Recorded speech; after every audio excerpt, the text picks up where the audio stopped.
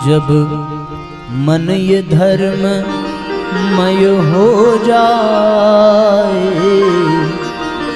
जीवन में धर्म ये आए, तब इतना समझ लेना, अब हरि से मिलन होगा। धर्म के बंधन में बंधा हुआ प्राणी पूर्णता को प्राप्त करता है और परमात्मा तक पहुंचता है। पहुंच करके जीवन को धन्य बनाता है। जो धर्म के राह पर चलता है वो स्वयं भी श्रेष्ठ बनता है और दूसरों को भी श्रेष्ठ बनाता है। इसलिए सदैव उनके संरक्षण में हमें अपना जीवन बिताना चाहिए जो धर्म के राह पर चलते हैं। हमारा कोई कितना भी सगा क्यों ना हो, यदि उसके जीवन में धर्म नहीं है तो हमें उसका साथ कभी नहीं देना चाहिए, और यदि उसके जीवन में धर्म है तो हमें उसका साथ अवश्य देना चाहिए। हमारे शास्त्रों में, हमारे इतिहास पुराणों में एक बड़ी विचित्र विचित्र बातें सुनने को मिलती हैं, और वो विचित्र बात कौन सी हो सकती है, ये विचारणीय प्रश्न है। आपने सुना होगा कि प्रहलाद को अपने पिता का त्याग करना पड़ा, विभीषण को अपने भाई का त्याग करना पड़ा। आपने सुना होगा कि भरत को अपनी माता का त्याग करना पड़ा। आपने सुना होगा कि महाराज बलि को अपने गुरु का त्याग करना पड़ा।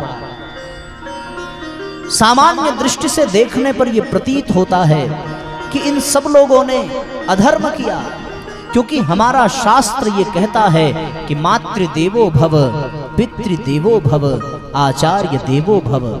माता, पिता और गुरु ये अत्यंत पूजनीय हैं। इनकी आज्ञा का उल्लंघन करना तो दूर, सोचना भी पाप है। इसलिए कभी भी इनके प्रति विमुख नहीं होना चाहिए। पर इन महापुरुषों के जीवन में कौन सा चरित्र देखने को मिलता है? मीराबाई ने जब गोस्वामी तुलसीदास जी को पत्र लिखा कि मुझे मेरे परिवार वाले रोकना चाहते हैं, मैं भगवान की भक्ति नहीं कर पा रही, मैं भगवान के भजन, भगवान के संदेश को घर घर तक नहीं पहुंचा पा रही, मुझे क्या करना चाहिए? बहुत सुंदर तरीके से गोस्वामी तुलसीदास जी ने कुछ पंक्तियां लिखी और मीराबाई को भिजवाया कि पिता तजो प्रहलाद विभीषण बंधु भरत महतारी, बलि गुरु तजो कंत ब्रज बनतन भय मुद मंगलकारी। पिता का त्याग प्रहलाद ने किया, माता का त्याग भरत ने किया। धर्म के पथ पर जो बाधक बने उसका त्याग कर ही देना चाहिए, इसमें कोई दो राय नहीं है।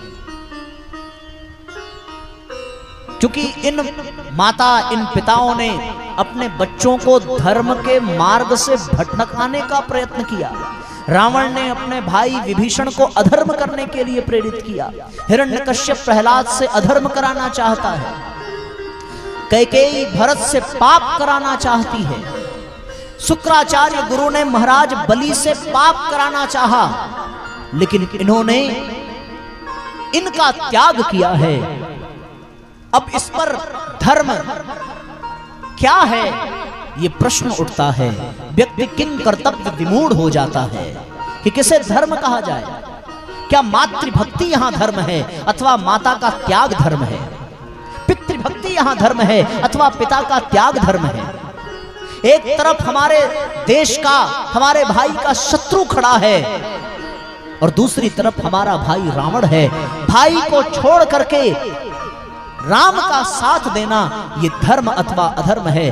व्यक्ति यहाँ पर किंग कर्तव्य विमूढ़ हो जाता है, उसको धर्म संकट की स्थिति कहते हैं। ऐसी स्थिति में धर्म संकट कैसे आ जाता? यही धर्म संकट अर्जुन के सामने है। अर्जुन भी कह रहा है कि हे केशव, मैं ये युद्ध नहीं लड़ूंगा, मेरे सामने युद्ध करने के लिए मेरे पिता हैं, पितामह हैं, चाचा हैं, ताऊ हैं, फूफा हैं, मामा हैं, मैं इनको भाई हैं, बंधु हैं, बांधव हैं, हमारे बच्चे हैं, अग्रज हैं, मैं इनसे युद्ध नहीं कर सकता। ये पितामह भीष्म जिनकी गोद में मैंने खेला है, जिनसे मैंने धनुर्विद्या पाई है, गुरु द्रोण, गुरु कृपाचार्य जिनसे मुझे जीवन की विद्या सीखने को मिली है, मैं इनसे कैसे युद्ध कर लूं? दुर्योधन मेरा भाई है, ये सब मेरे सगे संबंधी हैं, इनसे युद्ध करना तो अधर्म है। और ऐसे युद्ध के पश्चात यदि राज्य मिल भी गया जो अपने सगे संबंधियों के रक्त से सना हुआ होगा, तो ऐसे राज्य से अच्छा है कि मैं भिक्षा मांग करके जीवन यापन कर लूं। मैं ऐसा राज्य नहीं चाहता।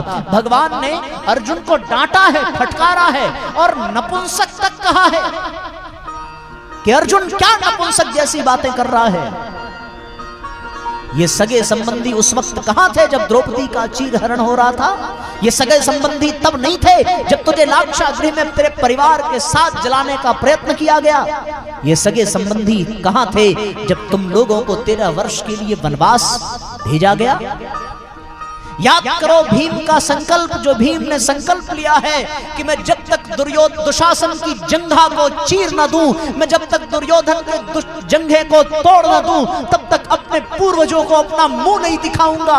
याद करो द्रौपदी का वो संकल्प जिसने ये कहा है कि जब तक मैं दुशासन के लहू से अपने बालों को धो नहीं लेती, तब तक मैं अपने बालों को बांधूंगी नहीं।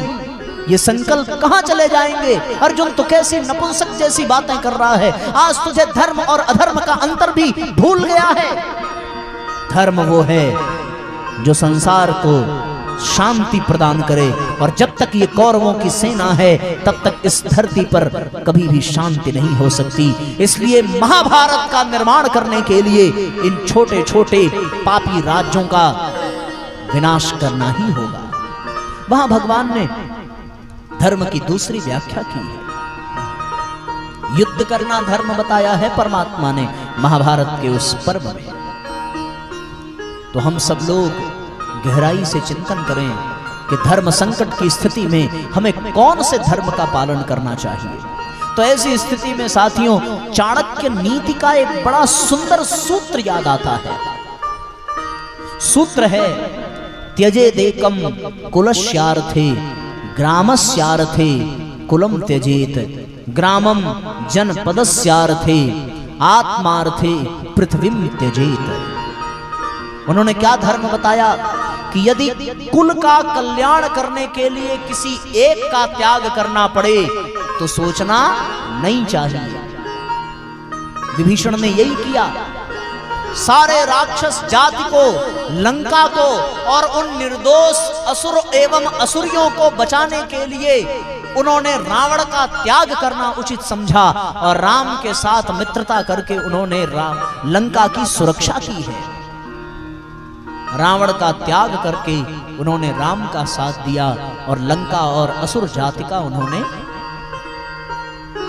बचाव किया है। त्यजेदेकम कुलस्यार्थे, एक का त्याग करने के लिए कुल का त्याग करना, कुल के कल्याण के लिए एक का त्याग करना आवश्यक है। फिर कहा कि ग्रामस्यार्थे कुलम त्यजेत, यदि ग्राम का, गांव का कल्याण करने के लिए कुल का त्याग करना पड़े तो भी कर देना चाहिए, इसमें कोई दो राय नहीं है। ग्रामम जनपदस्यार्थे, पूरे जनपद के कल्याण के लिए गांव का त्याग करना पड़े तो भी कर देना चाहिए। भरत ने यही किया। समूची अयोध्या के कल्याण के लिए यदि कैकेयी का त्याग भी करना पड़े तो भरत पीछे नहीं हटे। और अंत में कहा आत्मस्यार्थे पृथ्वीम त्यजेत, यदि आत्म कल्याण के लिए सारी धरती का त्याग करना पड़े तो कर देना चाहिए। सिद्धार्थ ने अपने परिवार, अपने बच्चों, अपनी पत्नी, अपने राज्य, अपने माता, अपने पिता का त्याग किया है, तो ये अधर्म नहीं था। क्योंकि वो सिद्धार्थ इसलिए त्याग करते हैं क्योंकि उनको भगवान बुद्ध बनना है। और आत्मा का कल्याण करने के लिए यदि परिवार का त्याग करना पड़े, समाज का त्याग करना पड़े, धरती का त्याग करना पड़े, तो बेरोक टोक बेहिचक त्याग कर देना चाहिए, इसमें कोई दो राय नहीं। इसलिए विभीषण का भाई को त्यागना अधर्म नहीं है, भरत का अपनी मां को त्यागना अधर्म नहीं है, प्रहलाद का अपने पिता को त्यागना अधर्म नहीं है, बलि का अपने गुरु की अवज्ञा करना अधर्म नहीं है। तो साथियों, धर्म एक बहुत स्वतंत्र विषय है। यदि धर्म की एक स्पष्ट परिभाषा दी जाए तो वो यही है कि धर्म वो है जो मनुष्य को ऊपर उठावे, जो मनुष्य में देवत्व को जागृत करे, वो धर्म है। धर्म वो है जिसमें सबका कल्याण निहित हो, वो धर्म है। हम अपने आप को श्रेष्ठ बनावें, हम अपने भीतर देवत्व को जगावें, यही गायत्री परिवार का उद्देश्य है, यही परम पूज्य गुरुदेव का संकल्प है। मनुज देवता बने, बने ये धरती स्वर्ग समान, यही संकल्प हमारा, यही संकल्प हमारा। फैले फिर सद्ज्ञान, यही संकल्प हमारा, यही संकल्प हमारा।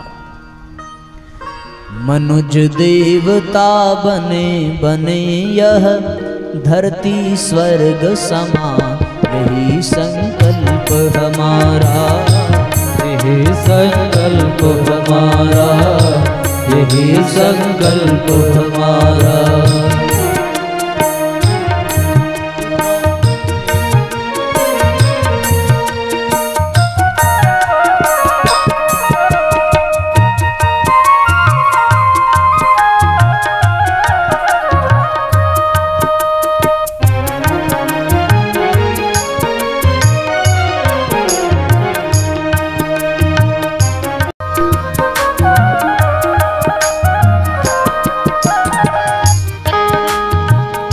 क्रांति अभियान इसी को कहते युग निर्माण, यही संकल्प हमारा, यही संकल्प हमारा।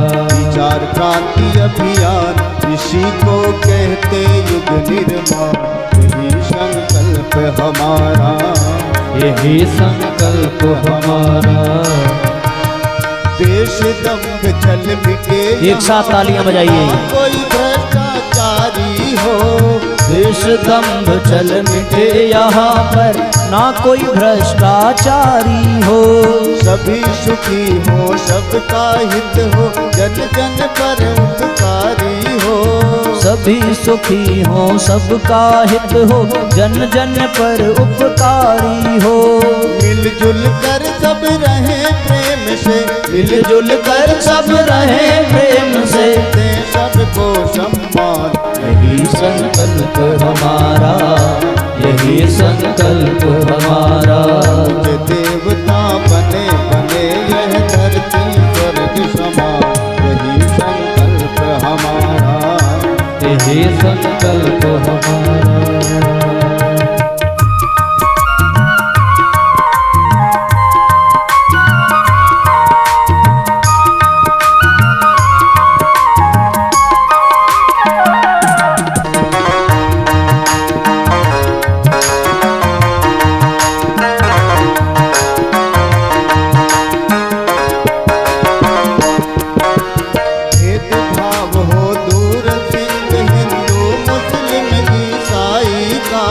भेदभाव हो दूर, सिख हिंदू मुस्लिम ईसाई का। परम पिता के पुत्र भाई भाई का, सब ही एक समान सभी, हाँ सब ही एक समान सभी, जगदीश्वर की संतान, यही संकल्प हमारा, यही संकल्प हमारा।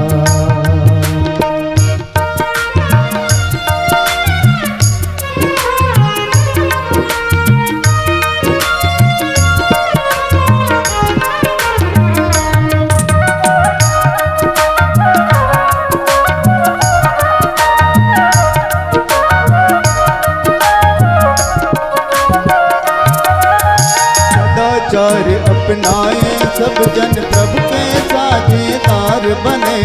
सदाचार अपनाए सब जन प्रभु के साझेदार बने। अनाचार से नाता तोड़े नैतिक बने उदार बने। अनाचार से नाता तोड़े नैतिक से उदार बने।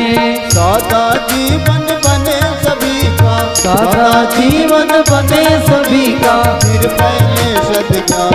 यही संकल्प हमारा, यही संकल्प हमारा। निज देवता बने बने यह धरती स्वर्ग समान। यही संकल्प हमारा, यही संकल्प हमारा। विचार क्रांति अभियान इसी को कहते युग निर्माण। यही संकल्प हमारा, यही संकल्प हमारा। यही संकल्प हमारा, यही संकल्प हमारा। यही संकल्प हमारा, यही संकल्प हमारा।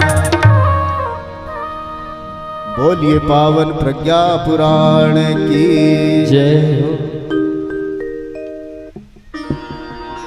तो साथियों, अश्वायन ऋषि ने कहा कि वास्तव में धर्म मनुष्य को श्रेष्ठ बनाता है। धर्मात्माओं के सामने अधर्मी कभी टिक नहीं पाते। धर्म के 10 लक्षण बताए। उन 10 लक्षणों का विस्तृत वर्णन 5 हिस्सों में श्रीमद् पावन प्रज्ञा पुराण में किया गया है। 5 विधियां बताई गई हैं, 5 विज्ञान बताए गए हैं और 5 नियमों का पालन करने से व्यक्ति के जीवन में धर्म की स्थापना होती है। वो विधि कौन सी है, इस पर विस्तार पूर्वक प्रकाश डालने का आश्वासन ऋषि आश्वलायन ने दिया। उन्होंने कहा कि धर्मात्मा वो है जो मन, वचन और कर्म तीनों से समान हो। जो मन में कुछ रखे, कर्म कुछ करे और वचन कुछ और बोले, वो धर्मात्मा नहीं होता। धर्म के 10 लक्षणों को धारण करने के लिए 5 नियमों की आवश्यकता है। उन 5 नियमों को अपना करके हम अपने जीवन में धर्म को स्थान दें, हमारा जीवन धर्ममय बने। वो 5 नियम कौन कौन से हैं, ये प्रश्न जब मौद्गल्य ऋषि ने पूछा है कि भगवान हमें वो विधि बताइए, हमें वो उपाय बताइए कि किस प्रकार हम अपने जीवन में धर्म को धारण कर सकें, कैसे हम धर्मात्मा बने, किस प्रकार उनको धारण करके हम नर नारायण बन सकें, किस प्रकार हमारे जीवन में धर्म का अवतरण हो सके, उसका उपाय बताइए। और आप लोग भी इस बात को समझ ही पा रहे होंगे कि वास्तव में धर्म आडंबर का विषय नहीं है। हमने कथा के प्रारंभ में ही कहा था कि प्रज्ञा पुराण ऐसी कथा है जिसमें राम कथा भी मिलेगी, जिसमें कृष्ण कथा भी मिलेगी। बताओ मिली कि नहीं मिली? सही से बताना, नहीं झूठ मत बोलना, नहीं हमारे मुंह पे तारीफ मत करना, हम आंख बंद कर लेते हैं। आप जोर से बता दो, हम देखेंगे नहीं कौन क्या कह रहा है। बताओ भाई, राम कथा मिला कि नहीं मिला? हाथ उठाओ जरा, जल्दी जल्दी बताना। हाँ, अब हाथ नीचे करो, हम फिर से आंख बंद कर रहे हैं। बताओ भाई, कृष्ण कथा मिला कि नहीं मिला? मिला ना? तो इसमें राम कथा भी मिल गया, इसमें भगवान शंकर की कथा भी मिल गई, इसमें सब देवी देवताओं की कथा मिल गई। अब मैं आपको 2-3 बातें और बताऊं। देखो, हम लोग यहाँ पर धर्म का पालन कर रहे हैं या नहीं कर रहे हैं? आप बताओ, इस कथा में कोई ऐसा भजन, ऐसा गीत हुआ जिस पे खड़े होकर के सब लोग नाचने लगे हों, कमर मटकाने लगे हों? ऐसा हुआ नहीं ना। इस कथा में कोई ऐसा मनोरंजन हुआ जिसमें खूब हंसी ठिठोली हुई हो? नहीं हुआ ना। सोच सोच के बताओ। कुछ लोग सोच रहे हैं, समझ नहीं रहे, बस खाली ऐसे ही से गाय की तरह मुड़िए हिलाए जा रहे हैं। ऐसे नहीं। बताओ भाई, ऐसा कुछ हुआ जो अमर्यादित लगा हो? कोई ऐसा उद्बोधन, कोई ऐसा भजन, कोई ऐसा विचार, ऐसा नहीं लगा ना। लेकिन फिर भी आपको कथा सुनने में आनंद आया कि नहीं आया? बताओ, इसमें भगवान का जन्मोत्सव कराया गया? बोलो, नहीं कराया गया ना। बताओ, इसमें रासलीला कराई गई, माखन चोरी की बात बताई गई, कुछ हुआ? बताओ इसमें सोहर गाया गया? जल्दी जल्दी बोलो, टाइम नहीं है हमारे पास, जिंदगी का कोई भरोसा नहीं है। तो साथियों, न रासलीला रचाई गई, न माखन चुराई गई, न गोपियों के चीर हरण की कथा कही गई, न भगवान के बचपन की बात कही गई, न जन्मोत्सव पे सोहर गाया गया, न टाफियां लुटाई गई, न पैसा इकट्ठा किया गया, न रुक्मणी विवाह कराया गया, न सबके सामने सुदामा चरित्र की लीला हुई। ऐसा कोई भी नाटक नौटंकी हुआ? नहीं हुआ ना। फिर भी आपको आनंद आया कि नहीं आया? कथा समझ में आई कि नहीं आई? कथा अच्छी लगी कि नहीं लगी? सुनने का मन हो रहा है कि नहीं हो रहा है? जीवन को सुधारने का सूत्र मिला कि नहीं मिला?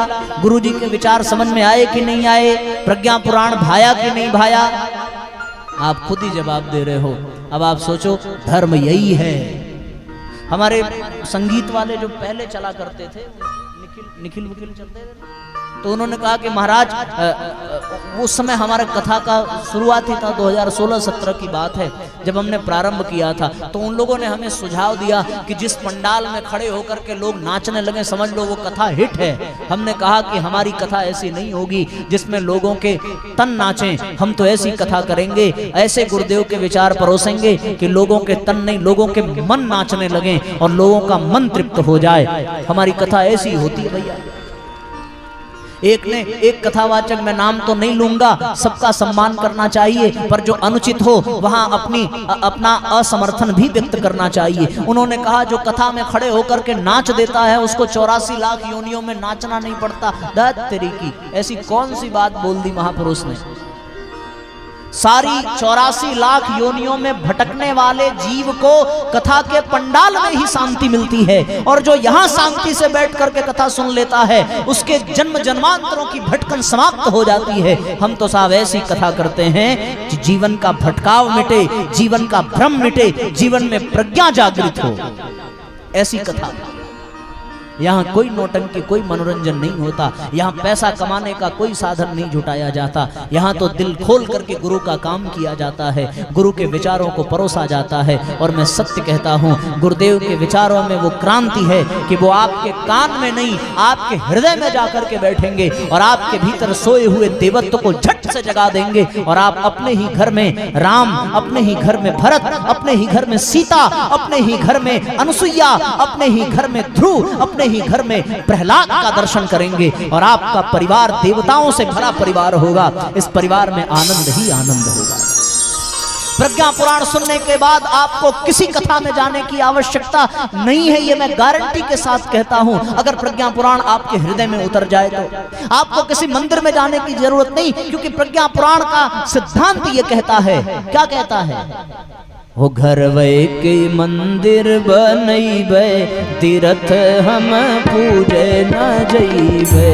घरवे के मंदिर बनैबे, तीर्थ हम पूजे न जइबे। पूजे न जइबे, हो पूजे न जइबे, पूजे न जइबे, हो पूजे न जइबे। घरवे के मंदिर बनैबे, तीर्थ हम पूजे न जइबे। घरवे के मंदिर बनैबे, तीर्थ हम पूजे न जइबे। सास के गौरी ससुर महादेवा, सास के गौरी ससुर महादेवा। सास के गौरी ससुर महादेवा, सास के गौरी ससुर महादेवा।